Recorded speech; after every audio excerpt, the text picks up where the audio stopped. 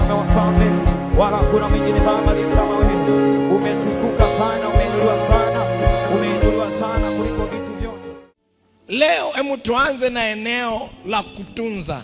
Mungu alipompa mwanadamu bustani, kwanza aliwapa jukumu la kuitunza ile bustani. Bustani yako leo ni familia yako. Na nitaongea eneo la kutunza kwa upande mbili, wa kiume na wa kike. Wangapi wana watoto? Nyosha mkono juu. Kutunza watoto wako sio hisani, ni lazima. Sasa neno kutunza sio kumvalisha pampers peke yake, sio kumpeleka hospitali peke yake. Wakati mwingine ni pamoja na kujua anachopaswa kula. Mama ni daktari wa kwanza kwenye familia yake. Unapokaa na huyo mtoto, wewe ndio wa kwanza kujua kwamba ana shida kwenye tumbo. Sasa wakati mwingine mtoto mdogo hajui kuongea. Ni kweli si kweli? Hajui kuongea. Kwa hiyo unatakiwa wewe kwa ujuzi wako, experience. Na shida sasa siku hizi vijana wa kike hawalelewi katika ile misingi ya kwenda kulea familia. Wanafundishwa mahaba. Kwa hiyo hata mtoto akiumwa, mpaka mtu mzima akija pale anamwambia jamaa, hivi haujaona mtoto mpaka macho yamebadilika? Unakaje na mtoto hata uelewi?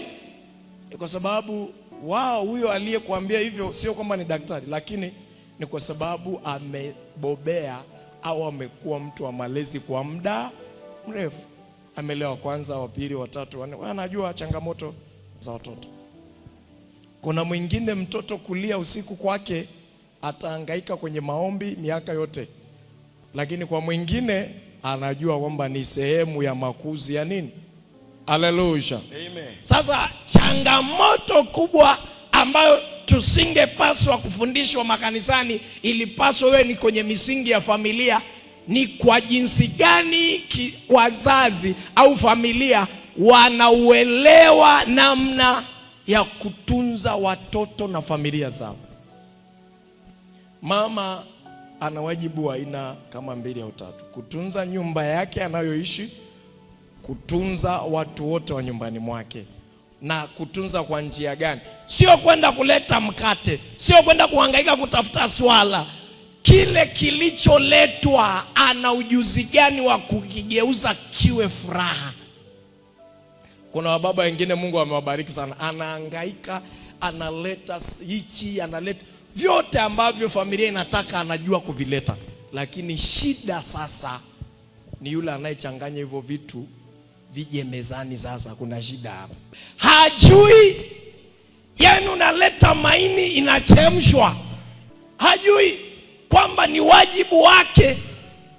Ujeuri wa mwanamke yoyote ni ujuzi wake wa kufanya nini? Baba, watu wanajitahidi, analeta vitu vizuri, inabandikwa nyama, tena steki hapo jikoni, alafu mtu anaenda kufua. Akirudi anasema, jamani, kimeungua chote. Ilikuwa ni jukumu lako wewe kila siku. Yani kama kuna sehemu kina mama mnafeli, ni kusahau wajibu wenu wa kwenda kujifunza na kutafuta ujuzi kwenye eneo la jikoni. Watoto unapiga watoto hawataki kula. Sio kwamba hawana appetite ya kula. Mbona wakienda kwa jirani wanakula? Shida ni wewe na utaki kuambiwa.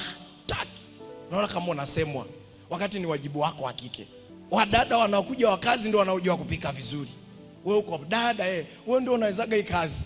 Hebu mrekebishie baba ile mbuzi yake Katoliki ameleta hapa. Weka na mchicha haya.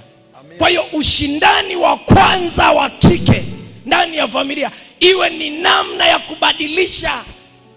Inawezekana una vitu vya umepata bahati, vyakula vipo, huyo baba watu wanapambana, hamlali njaa, analeta, lakini shida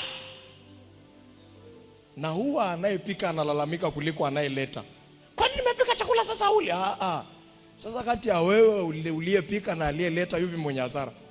Kulea au kutunza inaanzia hapo mezani.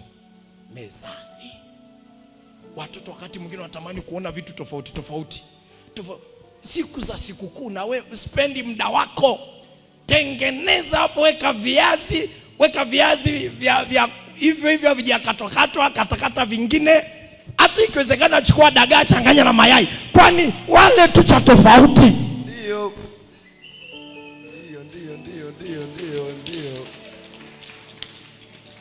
Haleluya. Amen. Yani unakuta mama hana jipya na inachosha. Unalalamika nikipika watu awali wamechoka. Badilishia na sahani pia watoto. Zile sahani kwenye kabati huwa ni za nani au shetani ndiye anazitumiaga? Hapo. Mtoto sahani hiyo kuanzia Januari mpaka Disemba. Leteni ile sahani ya junior. Leteni na kile kikombe chake. Wewe mbadilishie wakati mwingine, chukua ile kwenye kabati mpya, waekee pale. Utashangaa appetite ya kula inaanza kurudi. Ndio. Amina. Hakuna kitu kinaunganisha familia kama meza. Wewe hangaika kutafuta mashepu, shauri yako. Wenye mashepu wengi wako huko mtaani wanarandaranda. Familia yako unapotengeneza vizuri, mlo vizuri, hiyo ndio inaunganisha watu wa familia. Chakula. Narudia tena. Kitu cha kwanza kinachounganisha familia ni nini? Chakula. Sio maombi. Unaomba tu rabababa. Unajua kunena kwa lugha lakini hujui. Kwa nini usiambukize hiyo lugha kwenye mapishi pale, ili chakula kikipigwa nacho kinene kwa lugha rika. Bwana Yesu asifiwe sana. Amina. Kwa hiyo embu tutambue kwamba kiunganishi namba moja cha familia ni meza. Cha kwanza kabisa kabla ya mambo mengine yote. Kuna wababa wengine hataki kuchelewa nyumbani kwa sababu anajua kule atakuta vitu vizuri. Hataki kula hotelini. Sio kwamba amefundishwa wapi. Kula hotelini inategemea na unachoenda kukikuta nyumbani. Kwa hiyo ni lazima mjue kama wazazi na kama familia kinachotuunganisha cha kwanza. Hata kama ni familia ni nzuri kiasi gani, kama pale mezani ni pabovu, rafiki yangu, hamna uzuri wa hiyo familia. Furaha ya familia inaanzia kwenye meza. Amen. Tusio vitu vikubwa, yani ni vile vitu vidogo ambavyo wewe umevidharau. Unahangaika kutafuta mitindo ya nywele, watu hawali misuko yako, tunakula chakula. Amina. Yes.